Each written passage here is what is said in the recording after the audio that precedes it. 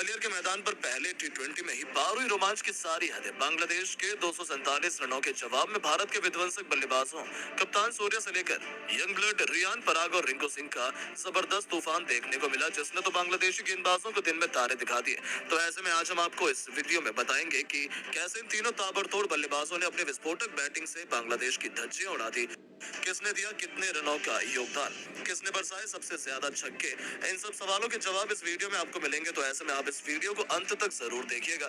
लेकिन इससे पहले अगर आप भी टीम इंडिया के बहुत बड़े फैन हैं तो आप इस वीडियो को एक लाइक जरूर कर लीजिए। दोस्तों, इंडिया और बांग्लादेश के बीच कांटे की टेस्ट सीरीज के बाद तीनों मैचों की रोमांचक टी20 सीरीज का पहला मुकाबला यहाँ ग्वालियर के new Madhavrao Scindia cricket stadium में शुरू हुआ, जहां बांग्लादेश के कप्तान नजमुल हुसैन शांतो ने टॉस जीतकर पहले बल्लेबाजी करने का फैसला चुना। और यहाँ जब बांग्लादेश की टीम बल्लेबाजी करने के लिए उतरी तो हमेशा की तरह उनके लिए पारी की शुरुआत लिटन दास के साथ तंजीद हसन की खतरनाक जोड़ी मैदान में आई, जहां दोनों बल्लेबाजों से उम्मीदें तो यही लग रही थी कि पहले विकेट के लिए बड़ी साझेदारी देखने के लिए मिले। लेकिन दोस्तों, यहाँ पर तंजीद हसन के रूप में पहला बड़ा झटका बांग्लादेश की टीम को अर्शदीप सिंह ने दिया। जहां अब पहला बड़ा झटका लग जाने के बाद फिर बल्लेबाजी करने के लिए उतरे खुद कप्तान नजमुल हुसैन शांतो, जहां लिटन दास और संतो मिलकर साझेदारी को आगे बढ़ा पाते। उससे पहले लिटन को 7वें ओवर की दूसरी गेंद पर रियान पराग ने बोल्ड कर दिया और यहाँ लिटन 20 रन बनाकर ही आउट हुए। अब ये दो बड़े झटके लग जाने के बाद बांग्लादेश की टीम पूरी तरह से लड़खड़ा चुकी थी। ऐसा लग रहा था कि आज के मुकाबले में बांग्लादेश की टीम ज्यादा से ज्यादा भारत के आगे 120 या 100 रन ही बना पाएगी। अब यहाँ संतो और महमदुल्ला पर पूरा दारोमदार था अपनी टीम के लिए ज्यादा से ज्यादा रन बनाने का। लेकिन दोस्तों, भारतीय गेंदबाजों को कहाँ पता था कि ये दोनों बल्लेबाज मिलकर आज अपनी टीम की किस्मत चमकाने वाले हैं। जी हाँ दोस्तों, हुआ ये कि संतो ने ताबड़तोड़ बल्लेबाजी अपनी जैसी जारी रखी, उसी तरह का ढंग महमदुल्ला ने भी दिखाया, जहां दोनों बल्लेबाजों ने मात्र 47 गेंदों में 70 रन की साझेदारी कर डाली।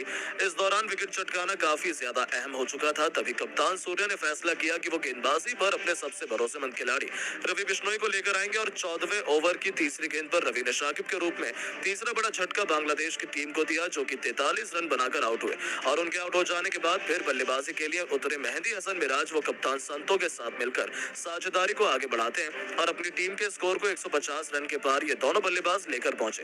इस दौरान बांग्लादेश की टीम लगातार आगे बढ़ती चली जा रही थी और दूसरी तरफ संतो का बल्ला रुकने का नाम नहीं ले रहा था।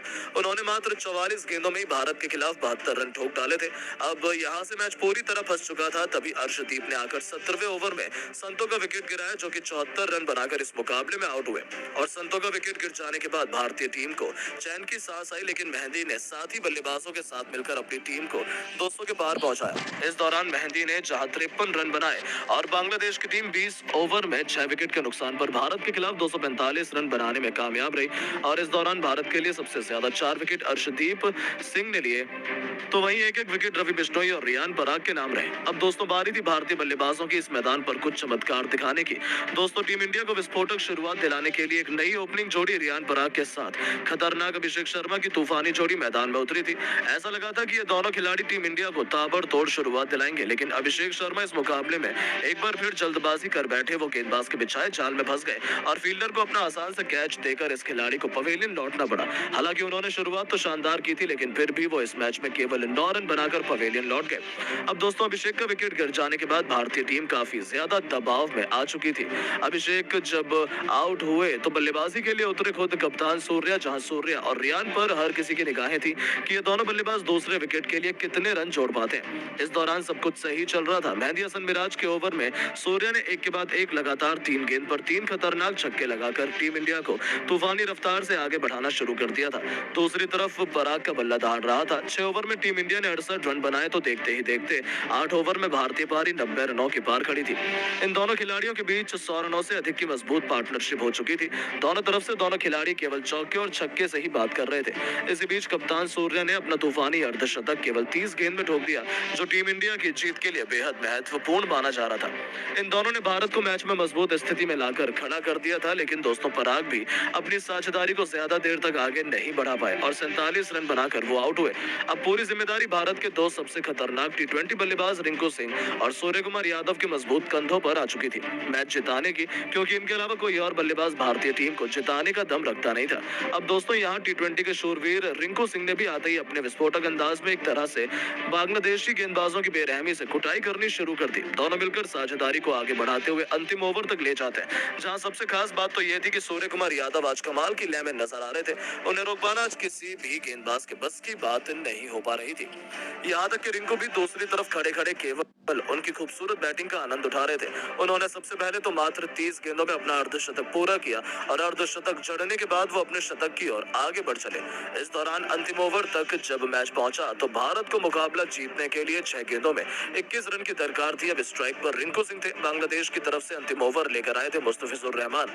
अब यहाँ पहली गेंद मुस्तफिजुर ने यॉर्कर लेंथ पर डाली, जो कि रिंकू से पूरी तरह मिस हो गई और कोई रन नहीं मिला। अगली गेंद पर रिंकू ने 2 रन भागे और फिर यहाँ से भारतीय टीम को 4 गेंदों में 19 रन की दरकार थी। रिंकू अभी भी स्ट्राइक पर मौजूद थे और दोस्तों रिंकू शॉट लगाने की कोशिश तो बहुत कर रहे थे, लेकिन उनके बल्ले पर गेंद टच नहीं हो रही थी, जिसके चलते यहाँ बांग्लादेश की टीम पूरी तरह से फुल फॉर्म में थी कि वो इस मुकाबले को जीतेंगे। लेकिन दोस्तों जैसे तैसे करके तीसरी गेंद को लेग साइड की तरफ खेलकर रिंकू ने 1 रन भाग लिया और अब स्ट्राइक पर आगे हमारे सबसे बेस्ट अभी तक के फिनिशर खुद कप्तान सूर्या, जहां सूर्या को 3 गेंदों पर 3 तूफानी छक्के लगाने थे और तभी भारत की टीम मुकाबला जीत पाती, क्योंकि 3 गेंदों पर 18 रन भारत को चाहिए थे।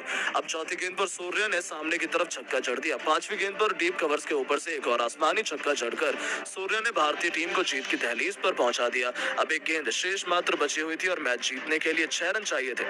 सूर्या बखूबी जानते थे कि मुस्तफिजुर वाइड यॉर्कर लेंथ डालने की कोशिश करेंगे और इसीलिए सूर्या ने पहले से ही अपनी आंखें जमा रखी थी और अपने बल्ले को परफेक्ट स्विंग दिखाते हुए उन्होंने डीप मिड विकेट के ऊपर से महेंद्र सिंह धोनी के अंदाज में मैच विनिंग 6 ठोक दिया, जिसके चलते भारतीय टीम के होनहार बल्लेबाज सूर्या ने इस दौरान अपना शतक तो पूरा किया ही, साथ ही साथ 108 रन की उन्होंने पारी खेली और अपने शतक के साथ उन्होंने भारतीय टीम को मैच भी जिताया।